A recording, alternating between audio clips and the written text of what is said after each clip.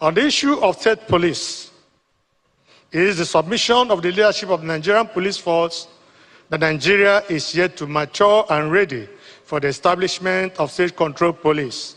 This is due to the underlying reasons.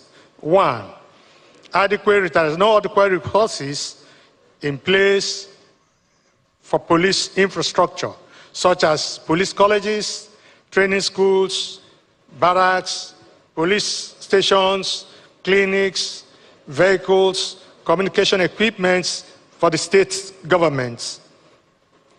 Again, there are potential for abuse of power by state political leadership.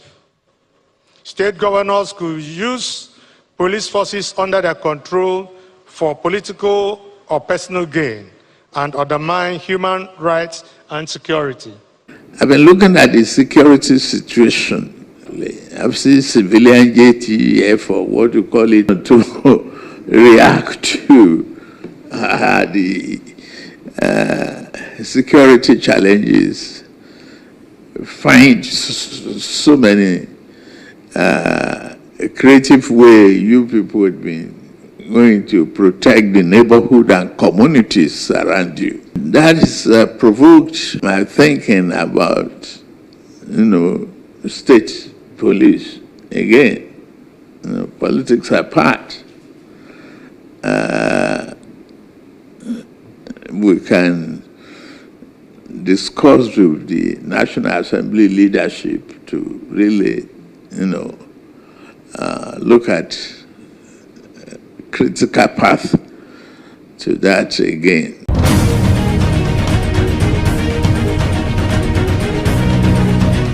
Nigeria bleeds every single day. From the dusty villages of Zamfara, where bandits ride motorcycles, burning homes and snatching children, to the farmlands of Benue, where farmers and herders clash in a circle of violence, to the highways of Kaduna, where kidnappers and bush bosses drag passengers into the forest and demand ransom in millions, and to the streets of Lagos, Port Harcourt and Onitsha, where court clashes and armed robberies have become part of daily survival. Insecurity is not a headline anymore. It is the background noise of Nigerian life. So, one question refuses to go away. Can state police solve Nigerians' insecurity crisis? For some, the answer is an emphatic yes. They argue that centralized policing has failed. Only localized, community-based law enforcement can restore peace. For others, the answer is a cautious, fearful no. They remember history, they fear abuse by governors, and they warn of fragmentation and even more violence. But in all of this, who is right? In this documentary, we take a deep dive. We explore the roots of Nigerians' insecurity, the arguments for and against state police, the lessons from history, and examples from other countries. And finally, we ask, if Nigeria adopts state police, will it save the nation or break it apart? This is not just politics, this is survival.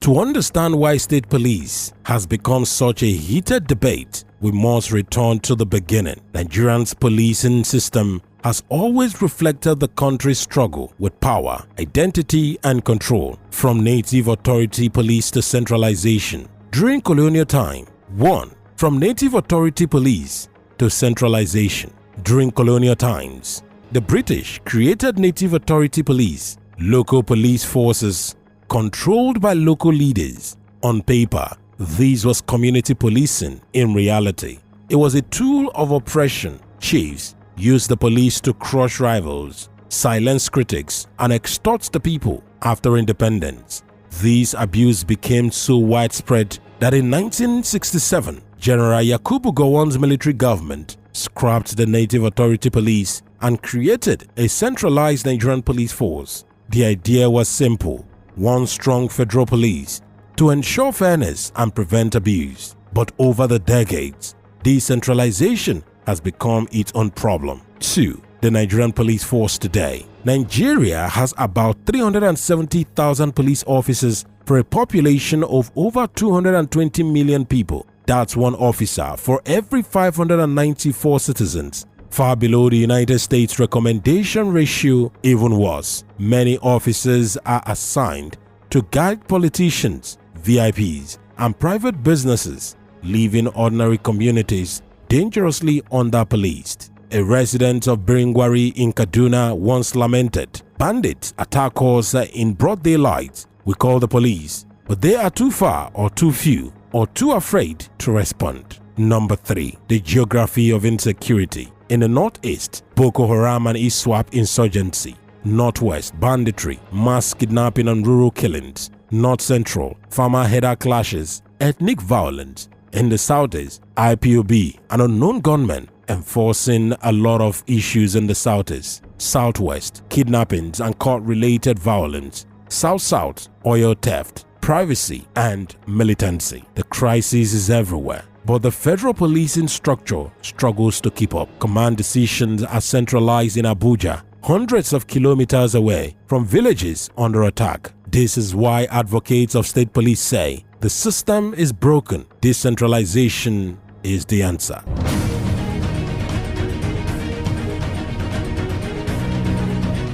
Supporters of state police believe the benefits are clear, and they point to several powerful arguments. Number 1. Local knowledge. A federal police officer posted from Kaduna to Abia might not understand the language, culture, or terrain. A state police officer recruited from the community knows the land, the people, and the patterns of crime. A vigilante in Zamfara once said, "We know the forest, we know the paths the bandits use, but the federal police do not listen to us. They come late or they don't come at all." State police could bridge this gap, turning local knowledge into effective policing. 2. Faster response time. Imagine bandits attack a village in Sokoto. The local divisional police station has only 10 officers. Reinforcement requires travel up the chain to the commissioner, then to Abuja, then back down. By the time approval arrives, the bandits are long gone. With state police, response can be immediate. No bureaucracy, no waiting for Abuja. 3. Community trust. One of the biggest problems of Nigerian policing is lack of trust. Many communities see the police as outsiders, or worse, as oppressors. State police, drawn from the same community, could improve cooperation and intelligence gathering. When criminals hide among the people, trust is the most powerful weapon law enforcement can have. 4. Reducing federal burden. The Nigerian police force is stretched thin. State police could handle local crimes, robbery, cultism, domestic violence, while the federal police focus on national issues like terrorism and cross-border crime. For example, the case study of Amotekun and Ibubago. In 2020, the Southwest created Amotekun, a regional security outfit designed to tackle banditry and kidnappings. Though underfunded, Amotekun has successes intercepting kidnappers and protecting farmland. Similarly, the Southeast launched Ibubago in 2021 to deal with IPOB-related violence. Despite challenges, it shows that the appetite for localized security structure. To supporters, those outfits are proof. When communities take charge of their own security, results follow.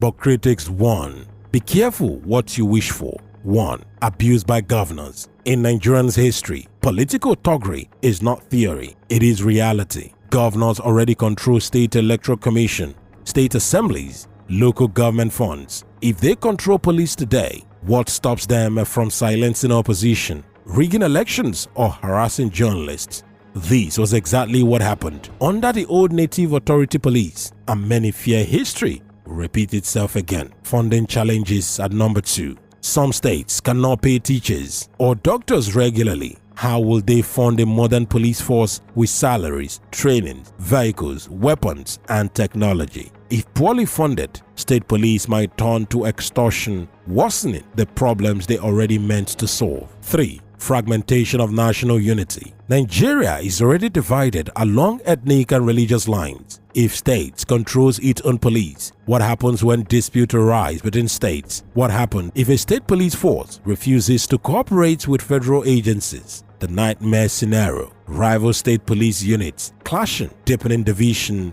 and weakening Nigerians' fragile unity. Number 4. Corruption at local level. Federal police are often corrupt, but corruption is not limited to Abuja. At state level, governors and local politicians may recruit their loyalists, turning the police into instruments of patronage. Without strong oversight, state police could become just another layer of abuse. And lastly, historical reminder. In 1967, Nigeria scrapped the Native Authority Police because of abuse. The dark history still casts a long shadow in today's Nigeria.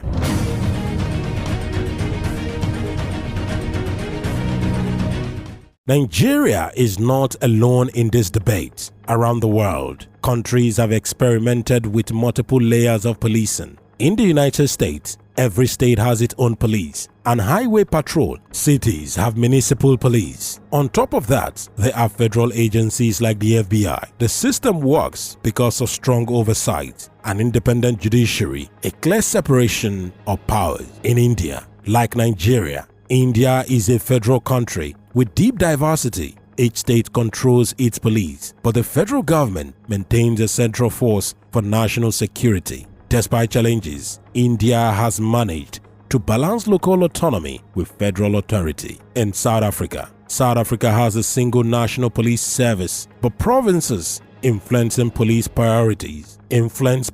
priorities. However, many experts argue that full state police could better address local crime in provinces in South Africa. The key lesson here: decentralized policing can work, but it requires a lot of things: clear constitutional safeguard, independent oversight bodies, stable funding structures, and a judiciary strong enough to check abuse. Without these, the state police can be more dangerous than helpful.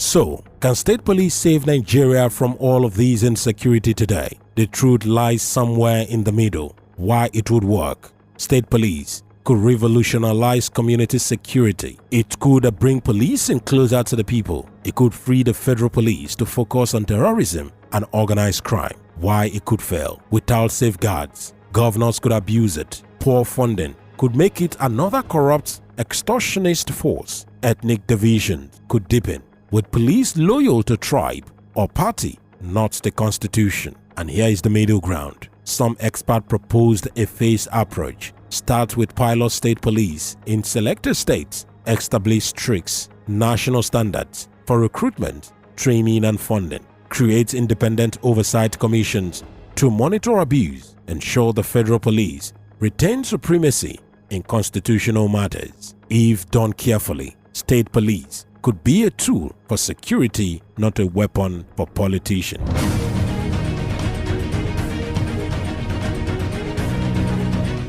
Nigeria stands at a crossroad. On one hand, the country bleeds daily from kidnappers, terrorists, and criminals. Current system is overstretched and underperforming. On the other hand, history warns us of the dangers of handing more power to governors without checks. So, we return to the same question: can state police solve Nigerians' insecurity crisis, or will it simply create new dangers, new abuses, and new divisions? The answer depends not just on laws, but on leadership, accountability, and the will of the Nigerian people. So we ask you, do you believe Nigeria is ready for state police, or do you fear it will make things worse? Tell us what you think in the comment, and don't forget to like, share, and subscribe for more deep dive into Nigeria's political battles, because in the end, these are not just stories, they are the struggles that will define Nigerians' future. Thank you so much for watching this video.